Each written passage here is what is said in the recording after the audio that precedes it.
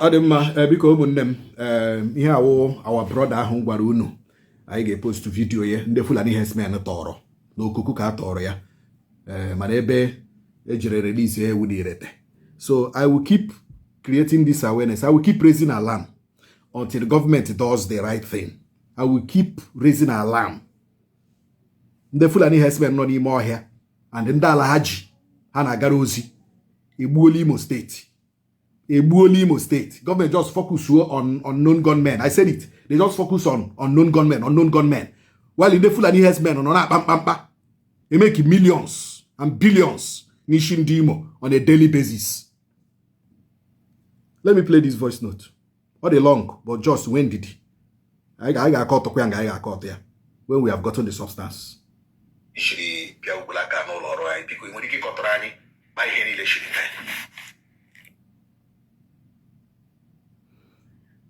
Okay, nna mogo ekelekwe m gị ndị Igbo Igbo ya mere na onye m na-ekwu otu obodo oyibo lọta ụbọchị Tuesday, I think yes, because ya ngwa m sọbataga on Wednesday. That Wednesday should be on 22 of January. So I'm going to the airport. I got checked by Ghana bank, he got everything that day.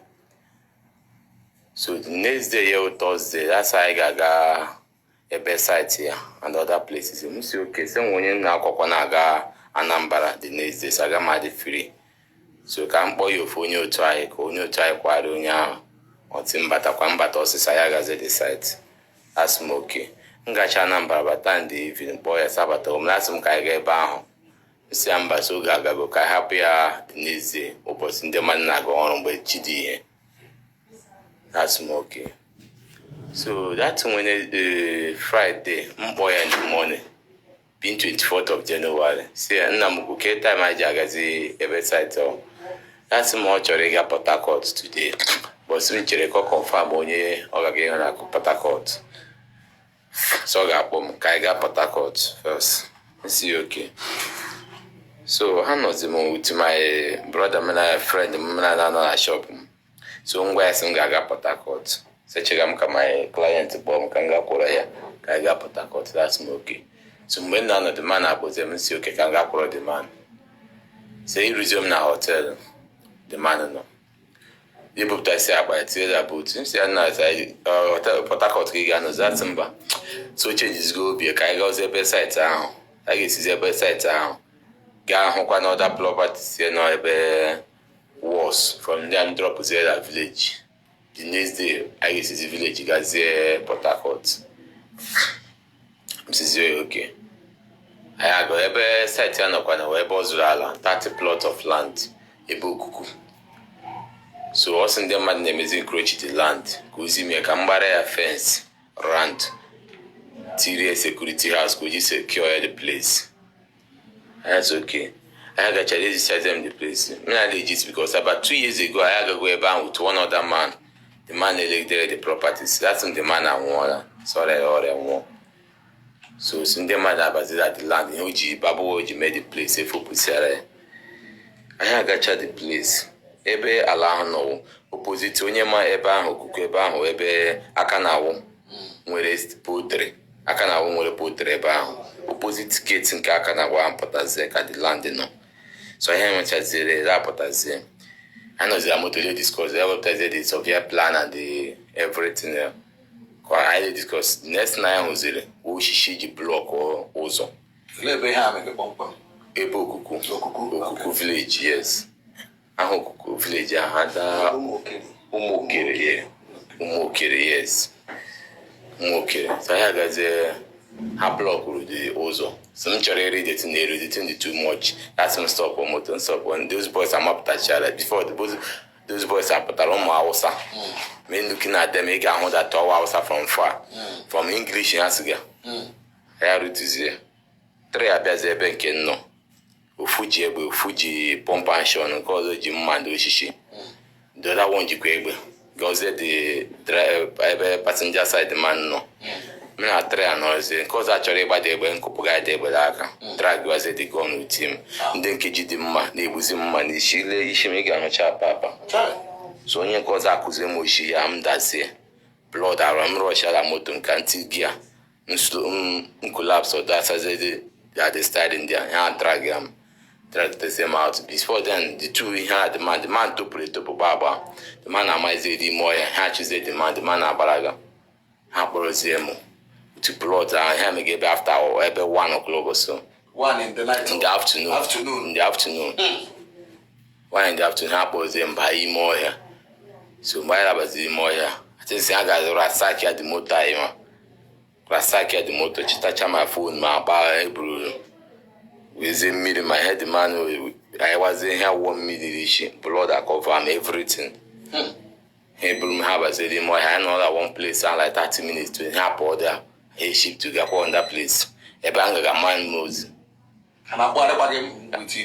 yes ha kparịra m the blood ha gazie the place anyị gazie ebe mgbe anyị wege ha that should be ebe after 8 to 9 ha sizi mkpọ my people and I called my closest friend onye nke mena nọ na shop makwana ngwa isi ngaga Port Harcourt si ale si ekidnapụrụ m even though nwaanyị akpọgidere m n'owe send a message n'owe ya makwanere onwe ya akpọgidere m n'owe unlike me because m gawa ije nna gwa ha lekwa ebe ngaga case so obodo adịrọ mma so most times na-echi anya nọmba onye mere onye nkwọga ma ntrọs onye ahụ so ngwa ya sị m ha akọ m ka ebe ọ m si ama m ebe nọ na because mgbe ahụ that's my friend, you know where you did. Say I don't know where you did. That's okay. If you know where you did, you tell them now. Tell them. Say I don't know where you did. Say bush. You see more here, so mboda my boze. Say okay. Say okay. No, that joke a people bo. Has some other man. Me like so, but also who be that man? Say I don't know the man. Has some call the man. Say I no get the man number. Sabotage the man. So now hotel call me to come carry the man. Has not lie. You say now your father. That's why we leave a may run. Saying you who your son saying go come. So I don't know the man.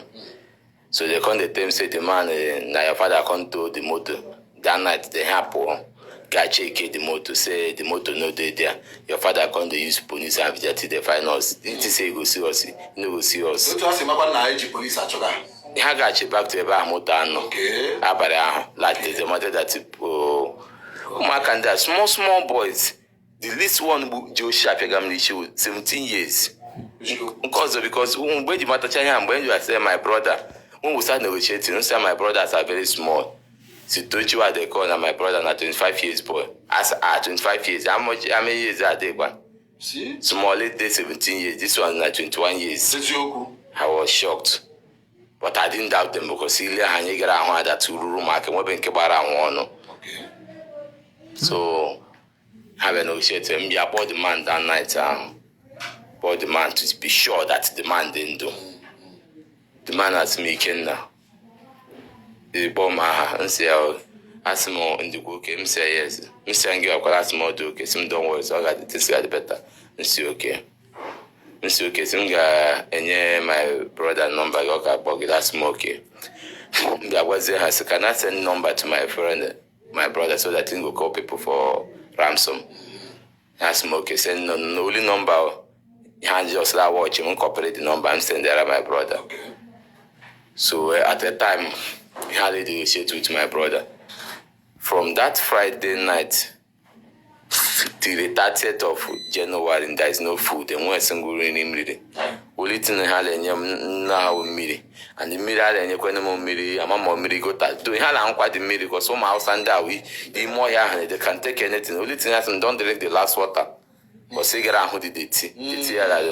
Miri fuel can eat all that chaka crazy. Now the miri, now the particles. So me I can't do that day. They save my life.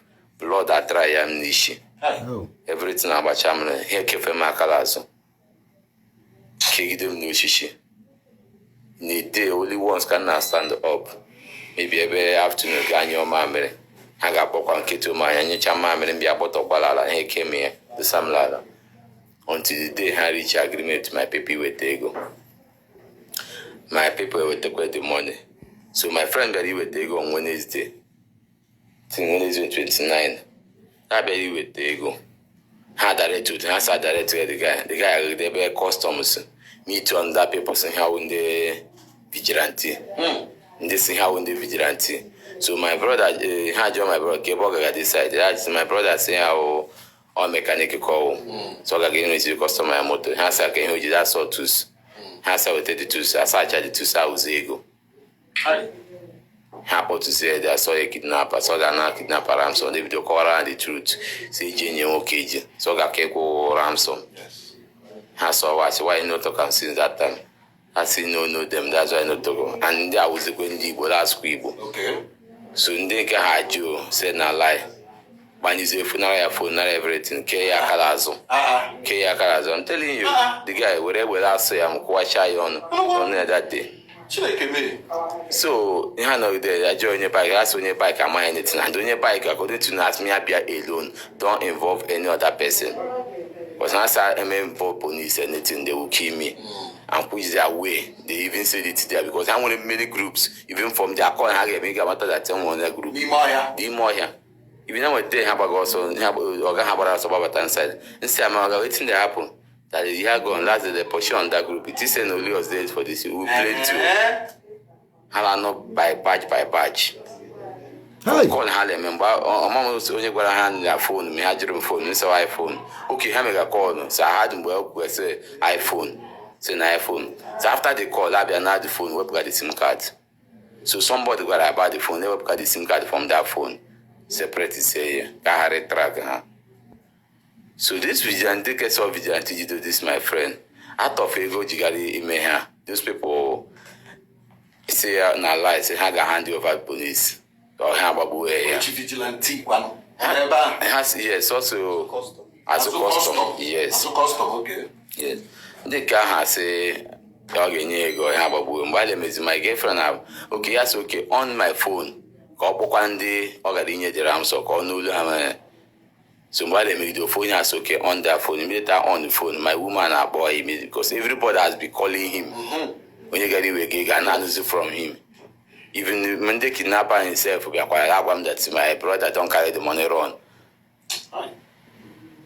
So while my girl for positive Pewa and the question when you in you go to Indian okay. Pewa you get the house okay, we see what we would do now. I pay again it's moon I leave and may come back. You know if you lose two people at the same time. Has his own get settled. The guy has now 200,000. Yes. So we 200,000 lily has start. Simon would here we would take 200,000. He just can't where they go from that money. So the guy has a good short to 1.7 million naira. Can have it from the money.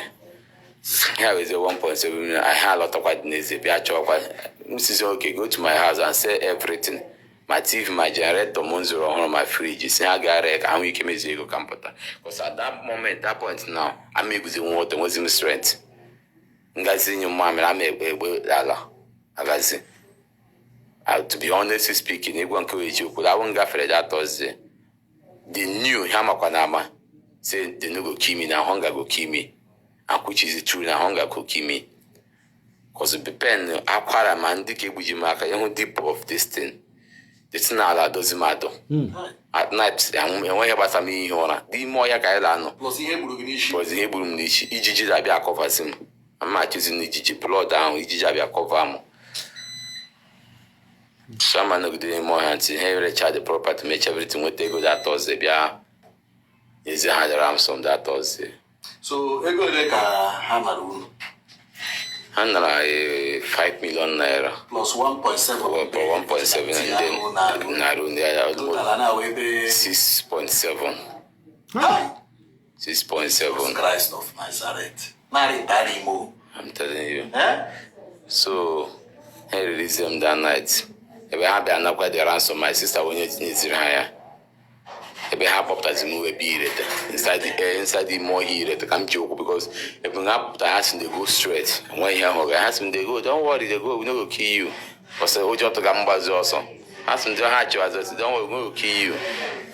Jesus was Jesus. Odema umunu na anole ya atọrọ ya n'Okuku ebe release ewu ni Irete. Then ndị security, ndị vigilante nọ n'azụ mmiri. Ndị vigilante asị nọ n'azụ mmiri, ama m ebe wa azụ mmiri a. you know, the IPO, somebody say that they are investigating them. The security, the vigilante, ransom. Kama hage surunda, kama te benda hono, so that they can attack those people. Here Muige Akane go ransom, 1.7 million. Are they not part of the kidnappers? Are you sure that the vigilante in there so him a kidnap and then a kidnap? Emane Puyas also on the Fulani Nachin Nama. No, this is another angle to what is happening in Imo State. Which means some of the vigilantes in Imo State are part of the kidnapping kingpin, kidnapping gang in Imo State, collaborating with the Fulani herdsmen to kidnap their people and extort them of millions. Now, look to this guy, she made for 6.7 million. Narenta, Arimo, ordinary Uber guy, ordinary Uber driver. The vigilante now. This is the time to start looking at them, especially in the canon Azumini. We are going to find them and we are going to bring them to justice. IG photo of Nimeha, IG picture of Nimeha. After the investigation in the police and our own investigation, I got where now. Thank you.